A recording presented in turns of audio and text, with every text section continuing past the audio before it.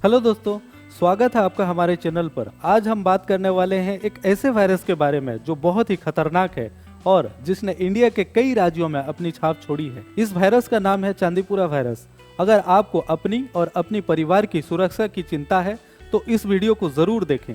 चलिए शुरू करते हैं। चांदीपुरा वायरस का पहला केस 1965 में महाराष्ट्र के चांदीपुरा गांव में सामने आया था। इसका नाम भी इसी गांव के नाम पर रखा गया। इस वायरस तब से एक गंभीर बीमारी का कारण बन गया है और इसका समय पर पता लगना बहुत जरूरी है। स्टडीज के मुताबिक अगर बीमारी को अर्ली स्टेज में डायग्नोस किया जाए और प्रॉपर सपोर्टिव केयर दी जाए तो रिकवरी की संभावना काफी बढ़ जाती है। सीवियर केसेस में जहां न्यूरोलॉजिकल सिम्टम्स डेवलप होते हैं उनमें रिकवरी की संभावना कम होती है और मोर्टेलिटी रेट ज्यादा होता है। ओवरऑल प्रॉपर मेडिकल इंटरवेंशन से कई पेशेंट्स को बीमारी से निकलने में मदद मिलती है। अब बात करते हैं चांदीपुरा वायरस के स्ट्रक्चर और जेनोम के बारे में। ये वायरस का शेप बिल्कुल यूनिक है। ये गोल नहीं बल्कि सिलिंड्रिकल यानी गोल सिलिंड्रिकल जैसे होता है और देखने में एक छोटी गोली यानी बुलेट जैसे लगता है। इस शेप को हम बुलेट शेप्ड कहते हैं। वायरस के अंदर जेनेटिक मटेरियल होता है जो आरएनए के रूप में होता है। आप इससे डीएनए का छोटा भाई समझ सकते हैं। ये आरएनए वायरस का ब्लूप्रिंट होता है जो वायरस को अपने आप को रेप्लिकेट करने यानी अपनी कॉपीज बनाने में मदद करता है।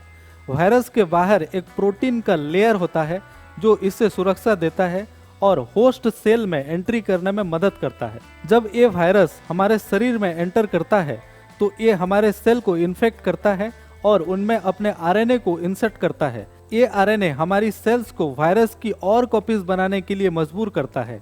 इस प्रोसेस से वायरस का इन्फेक्शन फैलता है। चांदीपुरा वायरस ज्यादातर सैंडफ्लाइज के काटने से फैलता है। ये सैंडफ्लाइज एक छोटी मच्छर जैसी दिखती हैं और अक्सर गर्मी और बारिश के मौसम में होती हैं। चलिए देखते हैं ये ट्रांसमिशन कैसे होता है। सबसे पहले एक सैंडफ्लाई इन्फेक्टेड व्यक्ति या प्राणी को काटती है। इस काटने से वायरस सैंडफ्लाई के शरीर में चला जाता है। फिर जब ये सैंडफ्लाई किसी दूसरे सेहतमंद व्यक्ति को काटती है तो वायरस उस व्यक्ति के शरीर में ट्रांसफर हो जाता है। इस तरह से एक वायरस एक व्यक्ति से दूसरे व्यक्ति तक फैलता है। इस प्रोसेस को समझना इम्पोर्टेंट है ताकि हम अपनी सुरक्षा कर सकें। ये वायरस किसी एक व्यक्ति से सीधे दूसरे व्यक्ति तक नहीं फैलता बल्कि सैंडफ्लाई के माध्यम से होता है। इसलिए सैंडफ्लाई बाइट से बचना बहुत जरूरी है।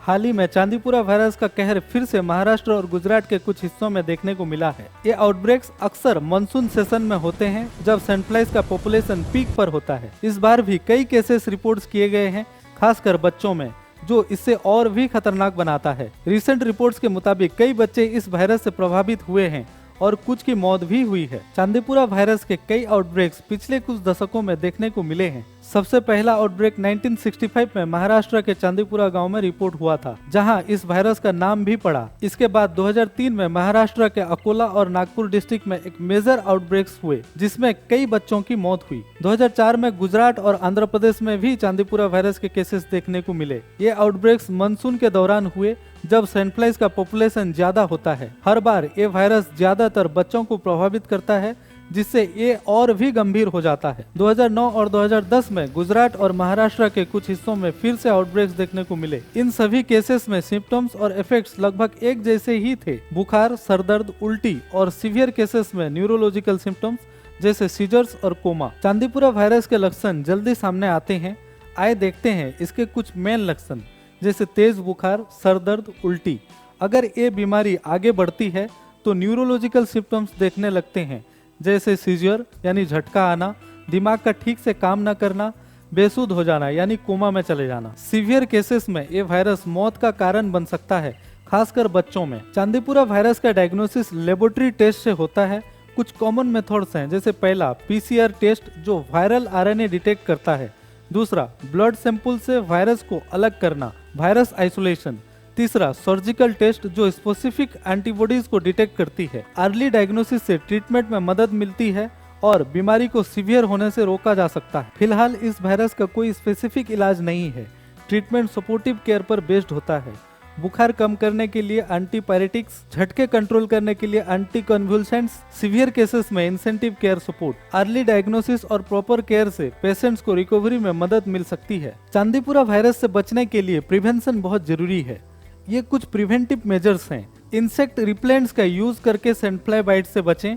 रात को सोए समय मॉस्किटो नेट्स का उपयोग करें। प्रोटेक्टिव क्लॉथ पहने जैसे फुल स्लीव शर्ट्स और फुल पैंट्स। घर के विंडोज और डोर्स पर स्क्रीन लगाएं। वेक्टर कंट्रोल प्रोग्राम को फॉलो करें जैसे इंसेक्टिसाइड स्प्रेइंग और ब्रीडिंग साइट्स को रिड्यूस करना। ये सभी स्टेप्स फॉलो करके हम सनफ्लाई बाइट्स और वायरस के ट्रांसमिशन से बच सकते हैं। चांदीपुरा वायरस एक सिग्निफिकेंट पब्लिक हेल्थ कंसर्न है। रिसर्चर लगातार इस वायरस के बारे में अधिक जानने की कोशिश कर रहे हैं, जिससे इसका ट्रांसमिशन डायनामिक्स, इफेक्टिव वैक्सीन का विकास और डायग्नोस्टिक और थेरेप्यूटिक अप्रोचेस का इम्प्रूव करना। पब्लिक हेल्थ एफर्ट्स का main focus early detection, outbreak response और प्रिवेंशन मेजर्स पर है। इसके अलावा अवेयरनेस कैंपेनिंग भी चलाई जा रही है, जिससे लोगों को इस वायरस के बारे में जागरूक किया जा सके। चांदीपुरा वायरस के लिए स्पेसिफिक मेडिसिन डेवलप करने की कोशिश चल रही है। फिलहाल इस वायरस के खिलाफ कोई स्पेसिफिक एंटीवायरल ड्रग अवेलेबल नहीं है, लेकिन रिसर्चर कुछ एग्जिस्टिंग एंटीवायरल ड्रग्स को टेस्ट कर रहे हैं ताकि देखा जा सके कि ये चांदीपुरा वायरस के ट्रीटमेंट में कितने इफेक्टिव हैं। वैक्सीन डेवलपमेंट भी एक मेजर फोकस एरिया है और कुछ प्रोमिसिंग रिजल्ट्स भी सामने आए हैं। पब्लिक अवेयरनेस कैंपेनिंग्स को स्ट्रॉन्ग करना बहुत जरूरी है। लोगों को चांदीपुरा वायरस के लक्षण, प्रिवेंशन मेथड्स और अर्ली डायग्नोसिस के बेनिफिट्स के बारे में एजुकेट करना चाहिए। हेल्थ वर्कर्स और लोकल अथॉरिटीज को मिलकर सनफ्लाई कंट्रोल मेजर्स को इम्प्लीमेंट करना चाहिए, जिससे फ्यूचर आउटब्रेक्स को रोका जा सके। दोस्तों, चांदीपुरा वायरस एक खतरनाक वायरस है जिससे हम लाइटली नहीं ले सकते। इसकी प्रिवेंशन और अवेयरनेस ही सबसे जरूरी है। अगर आपको ये वीडियो यूजफुल लगी तो प्लीज लाइक करें, शेयर करें और हमारे चैनल को सब्सक्राइब करें। कमेंट सेक्शन में अपना सवाल जरूर पूछें, हम उन्हें आंसर करने की कोशिश करेंगे। मिलते हैं अगले वीडियो में एक नए टॉपिक के साथ। तब तक के लिए धन्यवाद।